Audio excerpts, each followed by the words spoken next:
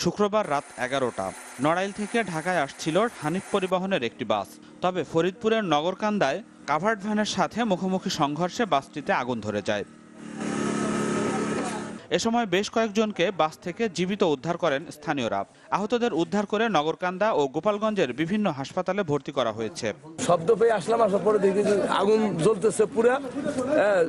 2-3 জনের জীবিত অবস্থায় পাইছি। আগুন ধরার পরে যতটুকু সম্ভব যে কজন পাড়ায় গেছে সেই কজন বের করা হয়েছে। একটা ছেলে দেখতে সেদিক থেকে দৌড়ে আসতেছে, আইসা বলতেছে হাতে এসে দিয়ে আগুন আগুন। বিকট আওয়াজ হয়, আওয়াজ আসার একটা টাকা দেখি সামনে আগুন ধরে গেছে। তখন আমি হচ্ছে জানলা দিয়ে লাফ মারি।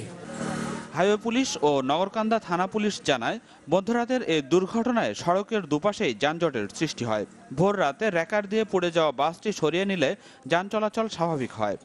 যারা অবিবাহিত অবস্থায় ছিলেন ওদের আমরা আসলে কারো চেহারা শনাক্ত করা যায়নি।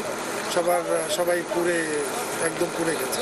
না, লাশগুলি যেহেতু থানা প্রপারে রাখার মতো কোনো ক্যাপাসিটি নাই, যার জন্য আমরা ডেড বডিগুলি ফরিদপুর মেডিকেল কলেজ হসপিটাল মর্গে নিচ্ছি।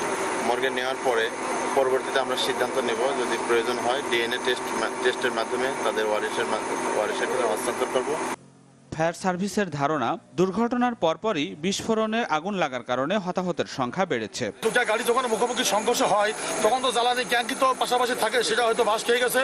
এবং ব্যাটারি চালিত গাড়ি যেহেতু ব্যাটারি আছে, সেখানে কারেন্টের ব্যাপার আছে, স্পার্কিং হয়, সেখান থেকে আগুন ধরে যেতে পারে, এটা আমরা আশঙ্কা করছি। Desk report, channel 24।